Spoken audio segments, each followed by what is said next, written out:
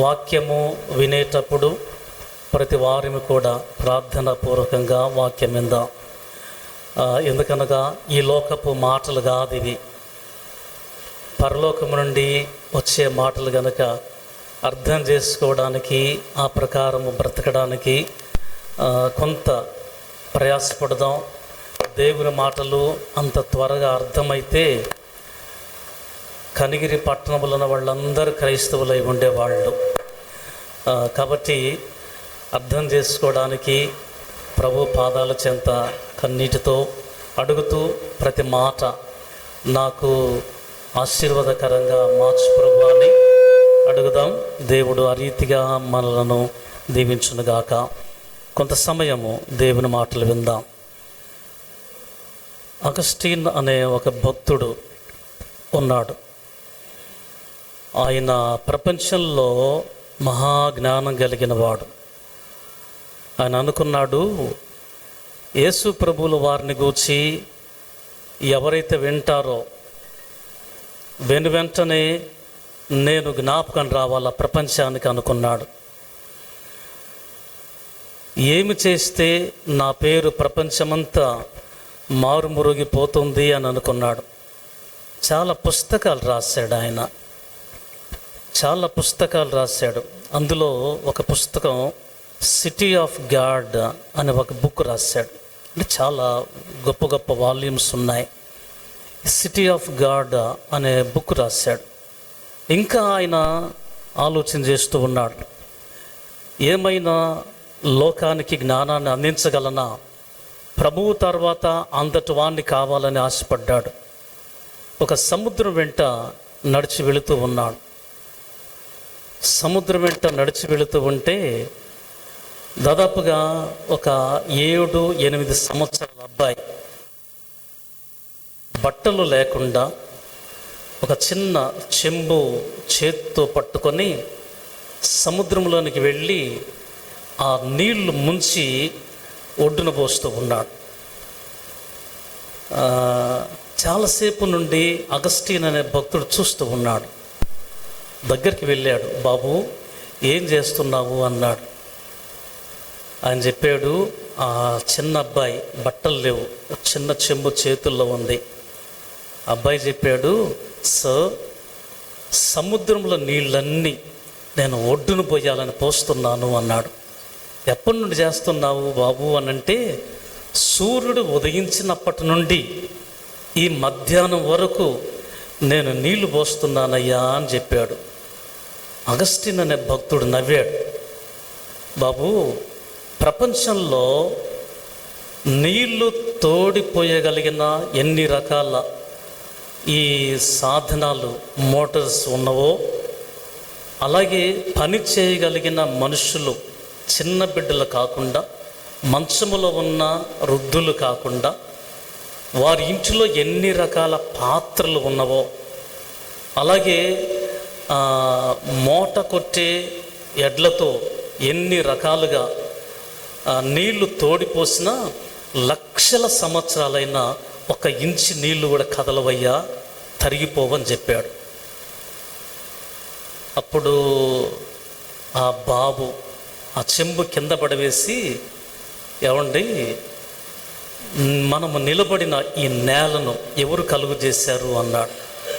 దేవుడు అన్నాడు.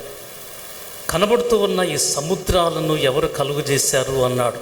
దేవుడే అన్నాడు. ఆకాశమును ఎవరు కలుగు చేశారు? దేవుడే అన్నాడు. దేవుడు కలుగు చేసిన సముద్రంలోని నీళ్లు మనుషులు తోడి పొయ్యలేనప్పుడు ఆ దేవుని గురించి నీవేమి తెలియజేస్తావు అని అగస్టిన్ భక్తునికి ఆ మాట చెప్పి కొంత దూరం వెళ్ళి ఆ బాబు ఇప్పటికి కూడా కనపల్లా.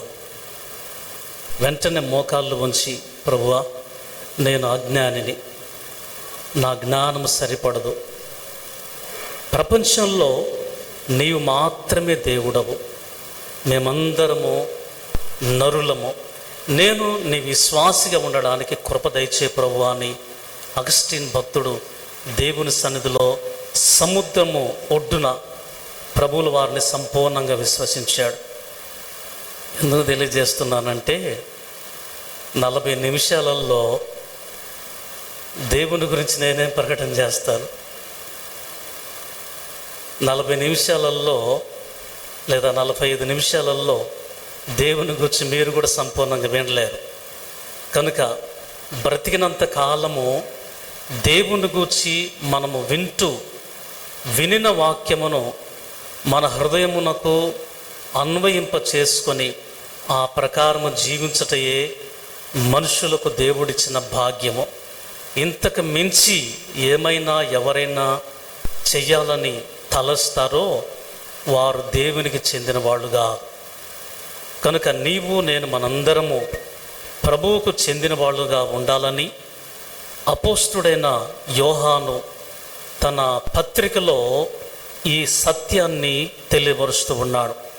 చదవబడిన వాక్య భాగంలో యోహాను రాసిన మొదటి పత్రిక 1వ అధ్యాయము 1 నుండి 4 వచనాలు మనము చదవగా విన్నాం. ఇందులో జీవవాక్యమును గూర్చున్నది, ఆ జీవము ప్రత్యక్షమాయను. చివరి మాటల్లో మన సహవాసము తండ్రితో కూడాను యేసుక్రీస్తుతో కూడాను ఉన్నది అని లేఖనాల్లో మనం చూస్తూ ఉన్నాం. క్రీస్తునందు అత్యంత మిక్కిలి ప్రియులారా, ఈ యోహాను సువార్త బైబిల్లో 62వ పుస్తకం. 62వ పుస్తకము పెట్టడానికి గల కారణం ఏమిటనగా, యోహాను యేసు ప్రభువుల వారి రొమ్మున ఆనుకొని ప్రభువుల వారి యొక్క గుండె చప్పుడును ఆయన వినేవాడు. యేసు ప్రభువుల వారి యొక్క చిత్తమును సంపూర్ణంగా ఎరిగినవాడు యోహాను. ఈ యోహాను యేసు ప్రభువుల వారి యొక్క చిత్తమును గుర్తెరిగినందువలన సిలువ వేయబడుచు ఉన్న సమయంలో ఆయన మాత్రమే నిలిచి ఉన్నాడు. శిష్యులందరూ పారిపోయారు. ప్రాణభయము చేత వారందరూ చెదిరిపోతే యోహాను భక్తుడు ఆయన ఒక్కడు మాత్రమే నిలిచి ప్రభువుల వారు మృతి చెందినప్పుడు చూశాడు. అలాగే బల్లెముతో ప్రక్కన పొడిచేటప్పుడు చూశాడు, ప్రాణము విడిచిన తర్వాత చూశాడు, ఆ మీదట సమాధిలో ఉంచేటప్పుడు చూశాడు. ఆయన he was A I witness. కనుక ఆయన తెలియజేస్తూ ఈ సత్యాన్ని వివరిస్తూ అంటాడు, జీవవాక్యమును గూర్చినది ఆది నుండి ఏది ఉండెనో మేమేది వింటిమో, కన్నులారా ఏది చూచితమో, ఏది నిదానించి కనుగొంటిమో, మా చేతులు దేనిని తాకి చూచెనో అది మీకు తెలియచేస్తూ ఉన్నాము అని తెలియజేశాడు. కనుక ఈ సందర్భంలో అపోస్తులందరూ ప్రభువుల వారు పునరుత్థానము చెందిన మీదట ఆయన ప్రత్యక్షమైనప్పుడు ఆ జీవవాక్యమును ప్రకటన చేయడానికి, ప్రచురించడానికి ముందుకు వచ్చారు. అయితే ప్రభువుల వారు వారికి దర్శనమిచ్చిన నాటి నుండి క్రీస్తు యేసు ప్రభువుల వారిని గూర్చి వారి కళ్ళతో చూశారు. They have seen with his own eyes. అంత మాత్రమే కాదు, వారు చేతులతో తాకారు యేసు ప్రభువుల వారిని. ఎందుకోసము ఈ సంఘటన యోహాను భక్తుడు తెలియపరుస్తూ ఉన్నాడు అంటే, ఆనాటి కాలంలో అప్పటికి యోహానుకి దాదాపుగా 90 సంవత్సరాలు పైబడిన వాడు. ఆ రీతిగా నిండు వృద్ధాప్యంలో ఉన్నప్పుడు యోహాను ఎఫెస్సి సంఘంలో బిషప్గా పనిచేస్తూ ఉన్నాడు. యోహాను ఎఫెస్సి సంఘంలో బిషప్గా అంటే దైవజనుడిగా ఆయన సేవ చేస్తూ ఉన్నాడు. అప్పటికే ఈ యోహాను నడవలేని స్థితిలో ఉన్నాడు. పద్మసు ద్వీపములో నుండి తిరిగి ఎఫెస్సికి ఆయన పంపబడిన తర్వాత నడవలేని స్థితిలో ఉన్నాడు. ఆయన గురించి ఒక సత్యము తెలియజేశారు. యోహానుకి సువార్త ప్రకటించాలనే ఆశ, యేసు ప్రభువుల వారిని గూర్చి మరణించేంత మట్టుకు సువార్తను అందించాలని ఆశ, కానీ ఆయన నడవలేని స్థితిలో ఉన్నాడు. మంచి యవనస్తులను పిలిచి ఎఫెసీ సంఘములో విశ్వాసము కలిగిన యవన బిడ్డలందరినీ పిలిచి, నానా నేను మార్కెట్ ప్లేస్లో సువార్త అందించాలా, ఎక్కడ ప్రజలు గుమిగూడి ఉంటారో అక్కడికి వెళ్ళి సువార్తను ప్రకటించాలా అంటే మరి ఏం చేయాలా, ఎలా చేయాలా అని అడిగారు. అడిగితే యోహాన్ భక్తుడు చెప్పాడు, మీరు ఒక గంపను చేపించండి, ఒక గంప తీసుకొని రండి, ఆ గంపలో చిరిగిపోయిన పాత బట్టలు అందులో వేయండి, అందులో కూర్చుంటాను. అందులో కూర్చుంటే ఆ గంపను మీరు తల మీద పెట్టుకొని భుజముల మీద పెట్టుకొని నన్ను మోస్తూ ప్రజల మధ్యకి వెళ్ళండి అని చెప్పాడు ఆయన. ప్రజల మధ్యకి గంపల్లో కూర్చుండబెట్టుకొని తీసుకొని వెళ్ళిన తర్వాత ఆ రోజుల్లో ఎఫ్ఎస్సి సంఘంలో ఇది ఒక వింత. ఏం చేతనంటే ఒక వృద్ధాప్యంలో ఉన్న ముసలాయిని గంపలో కూర్చుండబెట్టుకొని వస్తున్నారని అందరు గంప వైపు చూసేవాళ్ళు. ఆ గంపలో కూర్చొని యోహాను వృద్ధాప్యంలో ఉండి తన స్వరాన్నెత్తి సువార్తను ప్రకటన చేశాడు. సువార్తను ప్రకటన చేయడానికి కలిగిన కారణం ఏమై ఉంటుంది అనగా, ఆ రోజుల్లో గ్రీకులు వారి యొక్క తాత్వికాన్ని లోకానికి అందించారు. వారి యొక్క ఉద్దేశము ఏమై ఉంటుందనగా, జ్ఞానమే మూలం. రెండవది, శరీరముతో ఉన్న ప్రతి మానవుడు మంచి ఆరోగ్యము కలిగినంత కాలము శరీరమునకు సంబంధించిన వాటిని అనుభవించవచ్చు అని తెలియజేశారు. మూడవది, శరీరము వృద్ధాప్యం వచ్చిన తర్వాత దేనికి పనికిరాదు, ఇదంతా మాయా స్వరూపం అని చెప్పారు. అలాంటి పరిస్థితులలో యోహాను భక్తుడు తన సువార్తను ఈ పత్రిక రూపంలో ప్రకటన చేస్తూ ఉన్నాడు. ఆయన అంటాడు, ఈ గ్రీకు తాత్వికమును గ్రీకు ఫిలాసఫీని తొలగించడానికి క్రీస్తు యేసు ప్రభువుల వారిని గూర్చి అప్పుడప్పుడే యవ్వన దశలోనికి వస్తూ ఉన్న ఈ సువార్తను సంపూర్ణంగా ప్రకటన చేసి ఈ పత్రికను అందించిన తర్వాత గ్రీకు తాత్వికమంతా పడిపోయింది. క్రీస్తు యేసు ప్రభువుల వారి యొక్క సంఘం విశ్వాసములో అభివృద్ధి చెందింది. కనుక మిక్కిలి ప్రియ దేవుని సంఘమా, ప్రభువుల వారిని గూర్చి రాయబడింది. అపోస్తలులు 5 విషయాలలో ప్రభువుల వారిని గుర్తించారు. దీనిని పంచేంద్రియములు అన్నారు. ఈ పంచేంద్రియములను ఉపయోగించి యేసుక్రీస్తు ప్రభువుల వారిని వారు చూశారు. మొదటిగా స్పర్శ, శబ్దము, రసం, రూపం, గంధం, ఇవి పంచేంద్రియాలు. ఈ గంధం అనంటే ఈ గంధం కాదు, గంధము అంటే సువాసన. సువార్త ప్రకటన ప్రపంచానికి ఈ 5 పంచేంద్రియముల ద్వారా యేసు ప్రభువులు వారిని ప్రకటన చేశారు. వారు తెలియజేస్తూ ఉన్న ఈ సత్యాన్ని గురించి మనము జ్ఞాపకం చేసుకుంటే, ఎవరి కోసమో ఈ పత్రికను రాశారు.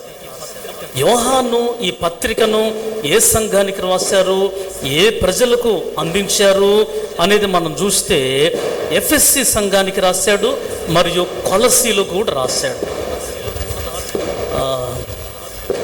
మాకిలా తెలంగాణ ప్రాంతంలో చర్చి సమీపంలో ఇట్లాంటి టపాసులు కాల్చడం కానీ, ఏదైనా వాయిద్యాలు వాయించడం కానీ చెయ్యరు.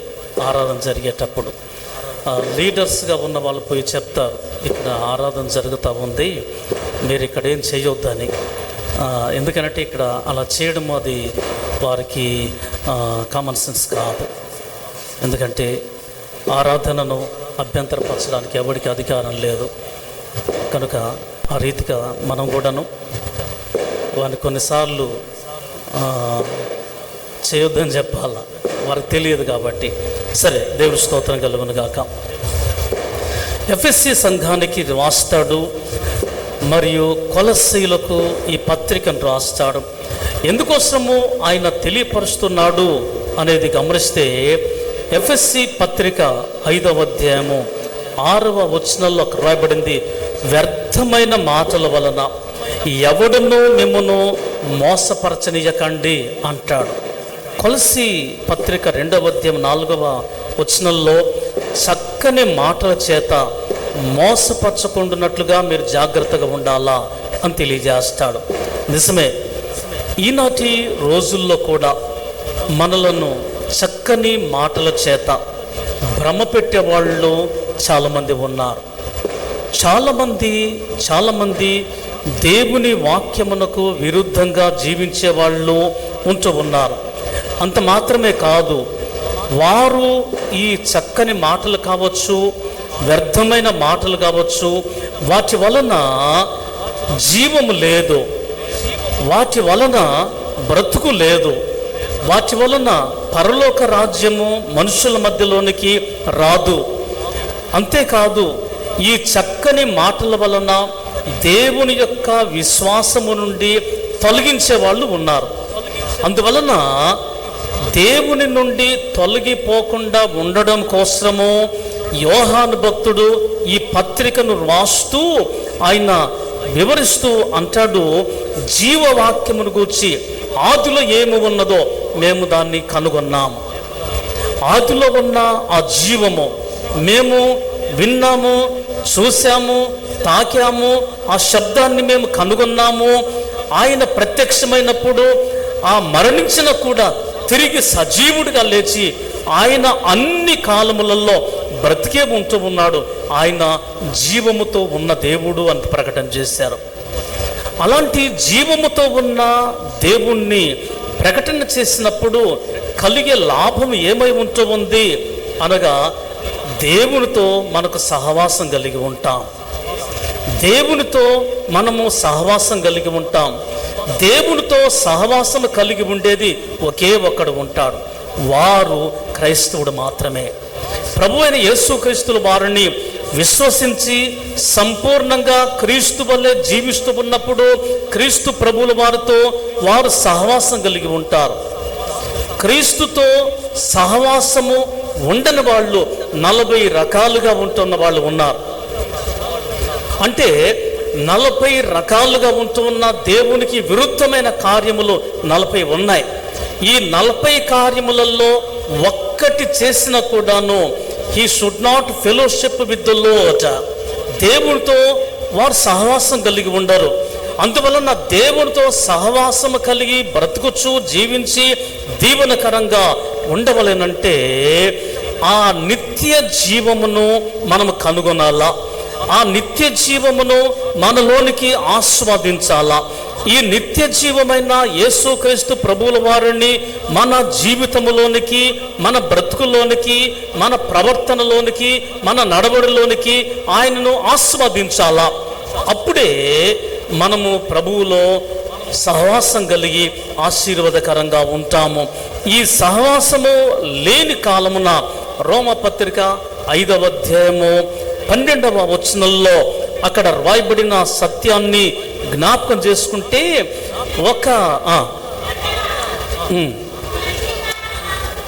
ఒక మనుష్యుని ద్వారా పాపము ద్వారా మరణమును లోకములో ఎలాగూ ప్రవేశించునో అలాగుననే మనుషులందరూ పాపము చేసినందున మరణము అందరికీ సంప్రాప్తమాయను. అంటే అందరి ద్వారా ఈ మరణము వ్యాపించింది. ఒక్క ఆదాము చేసిన అపరాధము, ఆదాము దేవుని మాట వినకపోవడం పాపం. అంటే అదేదో పెద్ద నేరం కాదు. Disobedient is the sin. ఆజ్ఞను అతిక్రమించడమే పాపం. దేవుని మాటను త్రోసిపుచ్చుటే పాపం. లేదా ఏదో మనం హత్యలు చేసో, దొంగతనం చేసో, ఇతరులకు ఏదైనా దోచుకునో అది చేస్తేనే కాదు, దేవుని మాట వినకపోవడమే పాపం. దేవుని మాట వినకపోవడము పాపం అనంటే దేవుడు చెప్పే ప్రతి మాటలు కూడాను ఆశీర్వాదకరమైనవి. దేవుని యొక్క మాటలో జీవం ఉంది. దేవుని యొక్క మాట సృష్టిని కలిగించింది. శూన్యమును ఆయన సమస్తమును శూన్యములో కలుగు చేశాడు. కారణం ఏంటంటే ఆయన మాటలో జీవం ఉంది. ఆయన మాటలో జీవం ఉంది.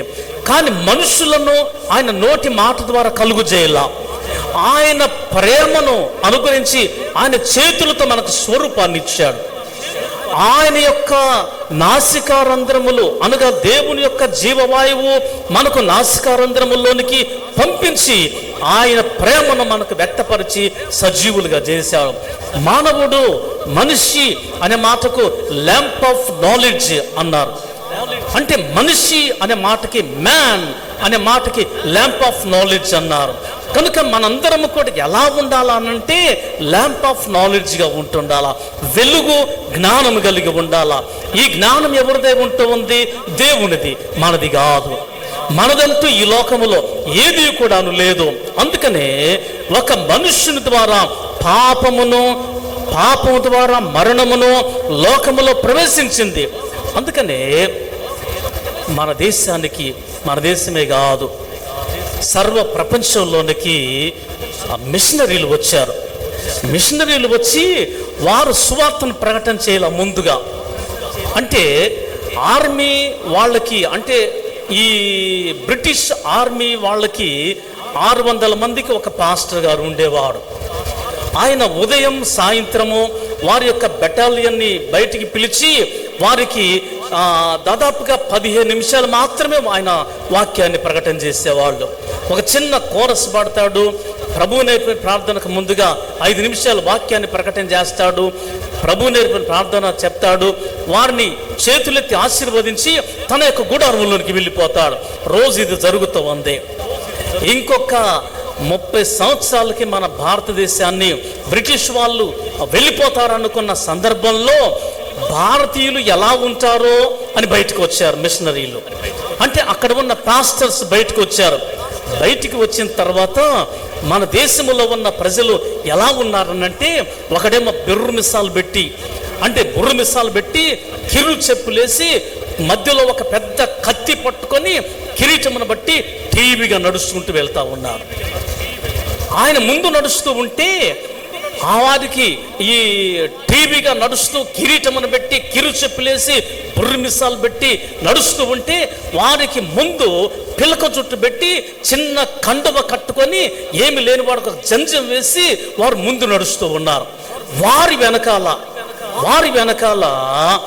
వెనకాల వస్త్రములు సరిగ్గా లేకుండా, అంటే గడ్డితో చుట్టబడిన తాళ్ళు వారు మొలక కట్టుకొని వారి వెనక వెంట్రుకలు పెంచుకొని గడ్డము చేసుకోకుండా బలము కలిగి స్నానము లేకుండా వారిని కత్తులు ఖడ్గాలు బట్టి వారు చుట్టూ నడుస్తూ ఉన్నారు. నడుస్తూ ఉంటే మిషనరీలు అడిగారు, ఏంటయ్యా ఆ కిరు చెప్పులు వేసుకున్నవాడు ఎవడు? ఈ పిలక జుట్టు పెట్టుకొని వారికి ముందు నడుస్తూ ఏవో చదువుకుంటూ వెళుతున్నవాడు ఎవడు? ఈ బట్టలు లేకుండా గడ్డి వారు తాళ్ళుగా చేసుకొని అక్కడక్కడ కనబడకుండా వారు చిన్నగా చుట్టుకున్న వాళ్ళు ఏంటిదనంటే, అప్పుడు చెప్పారు, మా దేశంలో కులం ఉంది అండి అన్నారు. మా దేశంలో కులం ఉంది, పిలక చుట్టుకొని పోయేదేమో బ్రాహ్మణుడు, ఆ కిరు చెప్పులు వేసుకొని బుర్రు మిసాలు పెట్టుకొని వెళ్ళేదేమో రాజు అండి అని చెప్పారు. మరి బట్టలు లేని వారు ఎవరు అని అంటే వారు శూద్రులు అని చెప్పారు. ఇది చరిత్ర, ఎవడు కాదనడానికి లేదు. ఏ ఒక్కరు ఎంతటి వారని కాదనడానికి లేదు. ఎవరు ఈ మాట అంటే ఎవరు ఇట్లా పుట్టిందంటే, తలలో నుండి ఒకరు పుట్టారు, భుజాల్లో నుండి ఒకరు పుట్టారు, తొడల నుండి ఒకరు పుట్టారు, పాదాల నుండి పుట్టారు. ఇది ఎక్కడ అన్యాయం అండి? ఇది ఎక్కడ అన్యాయము? తలలో నుండి ఎవరు పుడతారు, ఈ భుజాల నుండి ఎవరు పుడతారు? అప్పుడు వారు మన దేశంలో ఉన్న పుస్తకాలన్నీ చదివి ఇంగ్లీష్లోనికి ట్రాన్స్లేషన్ చేసి వారు డెన్మార్క్ దేశం పంపించారు. వారందరూ చదివి these are not religion books, these are ethics, there is no ethics in this books అని వారు రిఫ్యూజ్ చేశారు, తీసేశారు. అప్పటి నుండి సువార్తను మన దేశంలో ప్రకటించారు. వారు గుర్రముల మీద వెళతా, ఆ రోజుల్లో ఎక్కడికి వెళ్ళాలన్నా కూడాను సరైన త్రోవ లేదు, గుర్రాల మీద వెళ్ళేవారు. ఆ గుర్రాల మీద వెళుతూ వారికి వచ్చింది, మిషనరీలు ప్రకటన చేస్తున్నారు, God the good, God is love, God the good అని ప్రకటన చేసేవాళ్ళు. మనోళ్ళకి గాడ్ ద గుడ్ అనేది రాక గాడ్ ద గుడ్ ఓడి వస్తున్నాడు అన్నారు. ఏమంటే అర్థమవుతుందా? అంటే గాడిద గుడ్డు పెడుతుందా? లేదు. గాడ్ ద గుడ్ అనేది అది కాదు, గాడ్ ద గుడ్ అన్నమాట. గాడ్ ద గుడ్ అంటే దేవుడు మంచివాడు, దేవుడు ప్రేమించేవాడు అని వారు ప్రకటన చేస్తే మనోళ్ళేమో గాడ్ ది గుడ్గా మార్చారు. ఇప్పుడు కూడా ఎవరైనా అన్యులు మాట్లాడుతుంటే మనోళ్ళు కూడా మాట్లాడవచ్చు, తెలియక మనోళ్ళు కూడా మాట్లాడవచ్చు, గాడ్ ది గుడ్ అంటారు. అలాగా కారణం ఏంటి? ఎందుకోసం ఇలాగ చెప్పబడిందంటే ఒక మనుష్యుని ద్వారా పాపము ద్వారా మరణమును లోకములో ఎలాగూ ప్రవేశించునో అలాగే మనుషులందరూ పాపము చేసినందువలన అందరికీ మరణము సంప్రాప్తమైనది అని రాయబడింది. అంటే లోకములో మరణము ఉంది, జీవము పోయింది, దేవునితో ఉన్న సహవాసం పోయింది, మనుషులందరికీ కూడాను మరణమే ప్రాప్తించింది. అందువలన దాన్ని తీసివేయడం కోసం పరిశుద్ధుడైన మహాదేవుడు తన ప్రణాళికను సిద్ధపరిచి ఆయన ముందుగా ప్రవక్తలను పంపించాడు. ప్రవక్తలు వచ్చి క్రీస్తు ప్రభువుల వారు గుప్తమైన దానిని లోకానికి అందించారు, లోకానికి ప్రకటన చేస్తూ ఈ మాటలను మనము వింటూ ఉన్నాం. ఎందుచేతనగా దేవునితో ఉన్న సహవాసము మరణము వచ్చినందువలన, పాపము ఏలుచున్నందువలన సహవాసం తెగిపోయింది. అందువలన ఎక్కడికి వెళుతున్నాడో ఏమి చేస్తున్నాడో ఎరుగని స్థితిలో ఉంటూ ఉన్నాం. ప్రకృతిని పూజిస్తూ ఉన్నాం, స్వయంగా తయారు చేసుకున్న వాటిని సేవించుచూ ఉన్నాం. అదే గ్రీకులు వారు చేశారు. లేదండి, జ్ఞానమే మూలము, జ్ఞానం కలిగి ఉంటే మనం అన్ని పొందుకుంటామని తెలియజేశారు. కానీ యోహాను వచ్చిన తర్వాత జ్ఞానం కాదు మూలం, ప్రభువైన యేసుక్రీస్తుల వారే. ఆయనే నిత్య జీవం, ఆదిలో ఉన్నది ఆయనే. ఆయన ప్రత్యక్షమైనాడు, మేము చూసాం, మా యొక్క చేతులతో తాకినాం, మా చెవులతో విన్నాం, ఆయన మాట్లాడుతూ ఉండగా చూసాం. ఆయన ప్రత్యక్షమైనప్పుడు ఎన్నో అద్భుతాలు చేశాడు, సువార్త ప్రకటన చేశాడు, మరణించిన వారిని బ్రతికించాడు, వ్యాధిగ్రస్తులను బాగు చేశాడు అని ప్రకటన చేస్తూ వారంటారు, ఆ జీవమును మేము కనుగొని మీకును తెలియజేస్తా ఉన్నాం. కనిగిరి దుర్గం బ్యాప్టిస్ట్ చర్చిలో ఉన్న మనకి యోహాను ద్వారాగా ప్రకటించబడతా ఉంది ప్రభువైన యేసుక్రీస్తుల వారి గురించి. అందుకని ఈ మాటల్లో మరణములో నిలిచి ఉన్న వారికి, పాపములో నిలిచి ఉన్న వారికి దేవుడు తెలియచేస్తూ అంటాడు. యోహాను మొదటి పత్రిక 2వ అధ్యాయము 25వ వచనంలో గమనిస్తే, నిత్య జీవము అనుగ్రహించుననున్నదియే ఆయన తానే మనకు చేసిన వాగ్దానము అని మనం చూస్తూ ఉన్నాం. కనుక this is what he has promised us, eternal life. పరిశుద్ధుడైన మహాదేవుడు మనకిస్తూ ఉన్న, అంటే మరణములో ఉన్న వారికి జీవమును కనుగొనలేక ఈ లోకానుసారంగా జీవిస్తున్న వారందరికీ ఆయన వాగ్దానం చేస్తూ ఉన్నాడు. మీరు బ్రతకండి, నేను మరణమును తొలగించి వేస్తా ఉన్నా, నిత్య జీవాన్ని నేను ఇస్తున్నా, దిస్ ఈజ్ మై ప్రామిస్ అని మనుషులకు తెలియజేశాడు. అసలు ఎంత దయగలిగిన దేవుడు! మరణములో ఉన్న మనకి, ఈ లోకంలో దేవునికి దూరమైన మనలను ఆయన చేర తీసుకుని హక్కును చేసుకొని నీకు నేను జీవాన్ని ఇస్తూ ఉన్నాను. ఈ జీవము మామూలు జీవం కాదు, ఎటర్నల్ లైఫ్, నిత్య జీవము. ఎల్లప్పుడూ మీరు నా యొద్దకు వస్తే, నాతో సహవాసం చేస్తే, నన్ను అనుసరిస్తూ ఉంటే మీరు నిత్యము బ్రతుకుతారు అని దేవుడు వాగ్దానం చేస్తున్నాడు. అందుకనే ముందుగా నేను అగస్టిన్ అనే భక్తుని గురించి తెలియజేశా. ఆయన ఒక మాట తెలియజేస్తాడు. ఆయన అంటాడు, దేవుడిచ్చిన వాగ్దానమును గురించి వినిన తర్వాత మీరు చేయవలసిన పని ఏమిటనగా, join yourself to the eternal God అంటాడు ఆయన. మీరు ఈ నిత్య జీవము కలిగిన దేవునిలోనికి ప్రవేశించండి, మీరు అందులో జాయిన్ అవ్వండి, అంతే, దేవుని యొద్దకు రండి అని అంటాడు. మరణములో నిలిచి ఉన్నవారు, పాప శాపములో నిలిచి ఉన్నవాళ్ళు దానిని విడిచిపెట్టి ప్రభు వైపు మళ్ళుకోవాలా. ప్రభువా, నీ వాగ్దానం చేసావు, నేను నీ వైపు వస్తూ ఉన్నాను, నాకు జీవాన్ని ప్రసాదించు, ఆశీర్వాదాన్ని దయచేయి, నేను బ్రతుకుతాను అని అడగాల. అందుకనే దావీదు భక్తుడు ఏమంటాడంటే, అంతకుముందు ఈ వాగ్దానం పొందకముందు, దేవా, నేను పాపములో పుట్టాను, నేను పాపములో పుట్టిన వాడును, పాపములోనే నా తల్లి నన్ను గర్భమును ధరించింది అని తెలియజేసినాడు. అంటే దావీదు భక్తుడు ఆయన ఒప్పుకున్నాడు. అయ్యా ఈ లోకమే పాపం అండి అని అన్నాడు ఆయన. ఎక్కడికి వెళ్ళిన పాపమే అంటే ఎక్కడికి వెళ్ళిన దేవుని మాట వినేవాళ్ళు లేరు. చివరికి నేను కూడా వినలేదు ప్రభువా అని దేవుని సందులో ఒప్పుకున్నాడు ఆయన. హిస్సోపుతో నా పాపాన్ని కడిగి శుభ్రం చేయి, నేను హిమం కంటే తెల్లగా ఉండడానికి కృప దయచేయమని అడిగాడు. నా యొక్క పాపములు ఘోరముగా ఉంటూ ఉన్నాయి అని తెలియజేశాడు. అందుకనే మనము ఈ నిత్య జీవంలోనికి రావాలేనంటే ప్రభువుల వారు ఒక మాట తెలియజేస్తాడు. 133వ కీర్తనలో మనము చదువుక విన్నాం, సహోదరులు ఐక్యత కలిగి నివాసం చేయాలా, సహోదరులుగా ఉన్న వాళ్ళు ఐక్యత ఉండాలా. ఇక్కడ ప్రతి వారు కూడాను ఈ ఐక్యత యూనిటీ అనేది ఉండాలా. కారణం ఏంటంటే ఇజ్రాయిల్కి 12 మంది కుమారులు ఉన్నారు, 12 గోత్రములుగా చేశారు. వాగ్దాన భూమిలోనికి వెళ్ళిన తర్వాత ఒక్కొక్క గోత్రము ఒక్కొక్క స్థలములో నివాసం చేశారు. ఒక్కొక్క గోత్రం వారు ఒక్కొక్క స్థలములో నివాసం చేశారు. వీరందరూ కూడాను సంవత్సరానికి ఒక్కసారి దేవుని యొక్క మందిరములో వారు ప్రత్యక్షం అవ్వాలా, కనబడాలా. ఎలాగ కనబడాలా? అక్కడ యాజకులు దేవుని పరిచర్య చేస్తూ ఉన్నప్పుడు వారి కోసము దేవుడు ఆశీర్వదించి వాగ్దానము చేసిన అవి ప్రథమ ఫలములు కావచ్చు, దశమ భాగము కావచ్చు, వాటన్నిటిని కూడాను అవి ఫలమైన, ధాన్యమైన, రొక్కమైన వాటన్నిటిని కూడా బండ్ల మీద వేసుకొని దేవుని మందిరంలోనికి తీసుకొని రావాలా.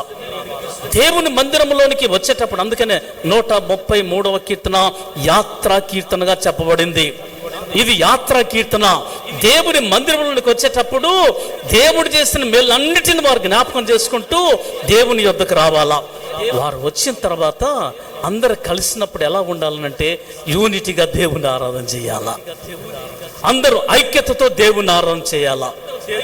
ఒకరు ఒకవైపున ఆరాధన చేయడం కాదు, ఒకరు ఇడిదిరిగి ప్రార్థన చేయడం కాదు. ఒకవేళ శత్రువులు అనేవాళ్ళు దేవుని సన్నిధిలో ఏ ఒక్కరు కూడా ఉండకూడదు. దేవుని మందిరంలోనికి వచ్చిన తర్వాత అందరం దేవుని బిడ్డలంగానే ఉంటుండాలా. ఇక్కడ దేవుడు మనకిచ్చిన భాగ్యము, ధన్యత.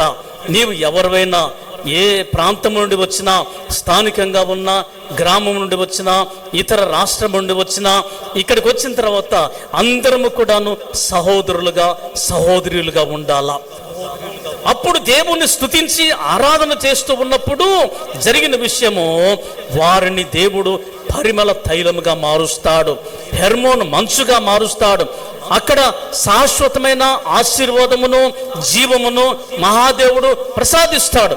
అందుకనే ఆరోను తల మీద పోయబడిన పరిమళ తైలము దేనికి సాదృశ్యంగా ఉంటుందనగా మరణ పునరుత్థానానికి సాదృశ్యంగా ఉంది.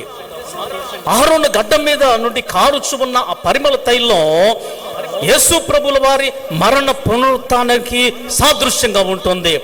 మంచును మనము గమనిస్తే నూతన జీవితంలోనికి మారుస్తూ ఉంది, నూతన బ్రతుకు. ఈ రెండు మానవుడు చేయనందువలన జరిగిస్తూ ఉన్న కార్యాలను గురించి మనము చూస్తే యోహాను సువార్త 6వ అధ్యాయము 27వ వచనంలో అందరూ కూడాను క్షయమైపోతున్న ఆహారం కోసమే ప్రయాసపడుతూ ఉన్నారు. కానీ యేసు ప్రభువులు వారు అంటాడు, నిత్య జీవమును కలుగజేసే అక్షయమైన ఆహారం కోసం మీరు కష్టపడండి, మనుష్య కుమారుడు దానిని మీకు ఇస్తాడు అని మహాదేవుడు వాగ్దానం చేశాడు. నిజమే. క్రీస్తునందు మిక్కిలి ప్రియులారా, ప్రభువులు వారు ఈ లోకానికి వచ్చి ఏమైతే మీకు పనికిరానివిగా ఉంటున్నావో, ఏమైతే మీకు నశించిపోయే దానికోసం ప్రయాసపడుతున్నారో అది కాదు, నేను మనుష్య కుమారుడిగా ఈ లోకానికి వచ్చాను, మీకు నిత్య జీవమును కలుగజేసే ఆహారమును, ఆశీర్వాదమును, శాశ్వత కాలము నిలిచి ఉండేదాన్ని మీకు ప్రసాదిస్తాను అని ఆయన వాగ్దానం చేస్తూ ఉన్నాడు. అంచేత పరిశుద్ధుడైన మహాదేవుడు ఈ మాట ప్రకటన చేసినప్పుడు ఎంతోమంది యవనస్తులు ప్రభువులు వారి యొద్దకు వచ్చారు, ఎంతోమంది జాలరులు యేసు ప్రభువులు వారి యొద్దకు వచ్చారు, ఎంతోమంది చేపలు పట్టేవాళ్ళు ప్రభు యొద్దకు వచ్చారు, ఎంతోమంది మత నాయకులు ప్రభువుల వారి యొద్దకు వచ్చి ఆ జీవాన్ని పొందుకున్నారు. నిరుపేదలు వచ్చారు, భాగ్యవంతులు వచ్చారు, జ్ఞానం కలిగిన వాళ్ళు వచ్చారు, విద్య ఉన్న వాళ్ళు వచ్చారు, లేని వారు కూడా వచ్చారు. ఒకసారి జరిగిన సత్యాన్ని చెప్పి నేను ముగించాలనుకుంటూ ఉన్నాను. ఫిలిప్ బ్రూక్స్ అనే ఒక దైవజనుడు ఉన్నాడు. చాలా ప్రార్థనాపరుడు. సంఘంలో ఆయన సువార్త ప్రకటన చేస్తున్నప్పుడు సంఘానికి ఆయన ఒక మాట చెప్పాడు. ఏమండి, మన చర్చిలోనే కాదు సువార్త ప్రకటన చేసేది, మనము ఇతర ప్రాంతాలకు కూడా వెళ్ళి సువార్త చేద్దామన్నాడు ఆయన. సరే అండి, మీరు ఎలాగంటే అలాగని. ఈ ఫిలిప్ బ్రూక్స్ అనేట ఆయన ఆ రోజుల్లో చిన్న చిన్న మంటపాలల్లో, అలాగే చిన్న చిన్న పందిళ్ళు వేసి ఆయన సువార్త ప్రకటన చేస్తూ ఉంటే ఆయనకు వ్యతిరేకంగా ఒక నాస్తికుడు ఉండేవాడు. ఈ నాస్తికుడు ఇంగిర్సాల్ అనే ఒక నాస్తికుడు ఉండేవాడు. ఈ నాస్తికుడు ఆయన క్రిమినల్ లాయర్గా ఉండేవాడు. ఎక్కడైతే ఫిలిప్ బ్రూక్స్ అనేట ఆయన సువార్త ప్రకటన ఆరంభిస్తాడో అక్కడికి వెళ్ళి అనేక మందిని కూడగట్టుకొని మందిరమును జరగకుండా, ఆరాధన జరగకుండా అభ్యంతరపరిచేవాడు, ఆటంకపరిచేవాడు. సువార్త ప్రకటన చేయకుండా ఆయన ఆపేవాడు. ఇలాగ ఆపుచు ఉన్న సందర్భాలు ఎన్నో జరిగినాయి. ఒకసారి ఫిలిప్ బ్రూక్స్ అనారోగ్యంతో ఉండి హాస్పిటల్కి వెళ్ళాడు. హాస్పిటల్కి వెళ్ళిన తర్వాత చాలామంది ఈ దైవజనుని చూడడానికి వస్తూ ఉంటే డాక్టర్స్కి చెప్పాడు, ఏమండి, మా ఇంటి వాళ్ళైనా మా సంఘంలో ఉన్నవారైనా నన్ను చూడడానికి వస్తే రానివద్దని చెప్పాడు. ఎందుకంటే కొంత నేను విశ్రాంతి తీసుకుంటాను హాస్పిటల్లో. ఎందుకనంటే దేవుని సన్నిధిలో సంఘములో ఉన్నప్పుడు ఎంతోమంది నా యొద్దకు వచ్చి ప్రార్థన చేయించుకుంటారు. ఇప్పుడు కూడా ప్రార్థన కోరి వస్తారు, నన్ను పరామర్శించడానికి వస్తారు, వారు రావద్దని చెప్పాడు ఆయన. సరే అని చెప్పారు. ఈ విషయము నాస్తికుడైన ఇంగిర్సాల్కి తెలిసింది. దైవజనుడు హాస్పిటల్లో ఉన్నాడు, ఆయన పరామర్శించాలని వచ్చాడు. ఆయన వచ్చిన తర్వాత చెప్పాడు, డాక్టర్ చెప్పాడు, క్రిమినల్ లాయర్ ఇంగిర్సాల్ వచ్చాడు, ఒక మాట చెప్పండి అన్నారు. అంటే డాక్టర్ అన్నాడు, లేదండి, వారి సంఘస్థుల్నే, తన విశ్వాసుల్నే, తన కుటుంబీకుల్నే వద్దని చెప్పాడు అని. అంటే ఒక్కసారి నేను వచ్చాను చెప్పు అని చెప్పాడు అనమాట. ఈ ఫిలిప్ బ్రూక్స్ దగ్గరికి వెళ్ళి డాక్టర్ అడిగాడు, ఏమండి, ఇంగిర్సాల్ అనేట ఆయన క్రిమినల్ లాయర్ వచ్చాడు, మరి రమ్మంటారా వద్దా అన్నాడు ఆయన. పిలవండి అని చెప్పాడు ఆయన. పిలవండి, లోపలికి పిలవండి అన్నాడు. సరే, అక్కడికి వెళ్ళేసరికి ఈ దైవ సేవకుడు మంచంలో ఉన్నాడు. మంచంలో ఉంటే చాలాసేపు చెప్పాడు. ఈ ఇంగిర్సాల్ అడిగాడు, ఎందుకనంటే శత్రువుగా ఉన్నవాడు. ఎక్కడ ఆరాధన జరుగుతూ ఉంటే ఈ ఇంగిర్సాల్ అభ్యంతరకరంగా ఉండేవాడు. అడిగాడు, ఏమండి, ఫిలిప్ గారు, మీ సంఘస్థులు రానివ్వలేదు, మీ కుటుంబీకులను రానివ్వలేదు, నన్ను ఎందుకు పిలిచారండి లోపలికి అన్నాడు. అంటే దైవజనుడు ఏమన్నాడంటే, అయ్యా, నా విశ్వాసుల్ని నేను చచ్చిపోయినా వారు చనిపోయినా పరలోకములు కలుసుకుంటాను, నా కుటుంబీకులు చనిపోయినా పరలోకములు కలుసుకుంటాను, కానీ నీవు చనిపోతే నేను మరలా చూడను, మేము పరలోకములు ఉంటాం, నువ్వు నరకానికి వెళతావు, అందుకని చివరి చూపు నేను చూడడానికి పిలిచినాను అన్నాడు ఆయన. ఏమంటే చివరి చూపు నేను చూద్దాము, ఇంగిర్సాల్ను చివరిగా చూస్తామని పిలిచానంటే భయపడిపోయినాడు ఆయన. ఇంగిర్సాల్ ఆ క్రిమినల్ లాయర్ భయపడిపోయి, లేదయ్యా ఫిలిప్ బ్రూక్స్ గారు, నీవు ఎక్కడ ఉంటావో నేను అక్కడ ఉంటా, నీ సంఘస్థులు ఎక్కడ ఉంటారో నేను మీ సంఘస్థుల్లో ఉంటా, ఇంతకాలం నేను తెలియక అభ్యంతరకారంగా ఉన్నా, నేను ఇక మీద అభ్యంతరపరచను, నీ దేవుని నమ్ముతాను, నా కోసం ప్రార్థన చేయమన్నాడు. ఆ మంచం ప్రక్కన క్రిమినల్ లాయర్ మోకాల మీద ఉంటే ఆయన పడకలో ఉండి చేతులు పెట్టి, ప్రభువా, ఈ ఇంగిర్సాల్ను క్షమించి నీ కుమారుడిగా అంగీకరించి ప్రభు అనంటే ఆయన చెప్పాడు, ఎంత తేలిగ్గా ఉందండి, యేసు ప్రభువులు వారు నా హృదయంలోనికి వచ్చిన తర్వాత అన్నాడు, దట్ ఈజ్ ఎటర్నల్ లైఫ్. అది ప్రభువుల వారు ఇచ్చే శాశ్వతమైన నిత్య జీవము, అది ప్రభువుల వారు ఇచ్చే ప్రభువుతో ఉండే గొప్ప సహవాసం.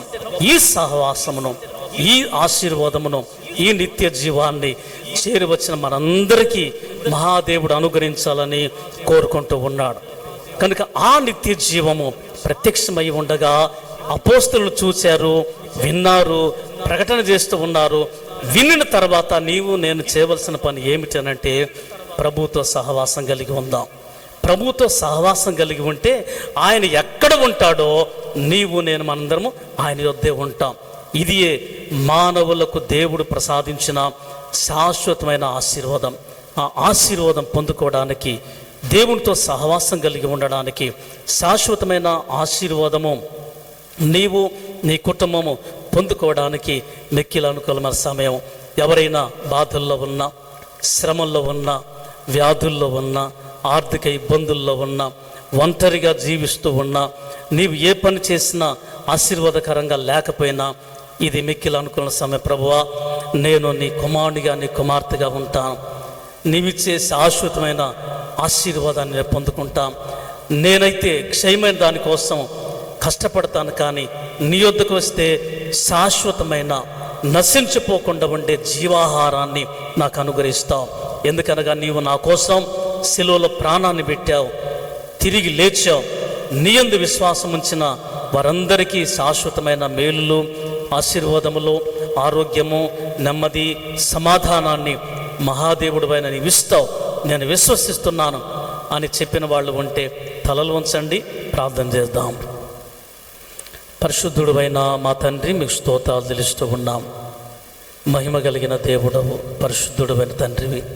నిజమే నాయనా, ఆది సంఘం అభివృద్ధి చెందుతూ ఉన్నప్పుడు మీ బిడ్డలను మీరు ప్రత్యేకపరుచుకున్నారు.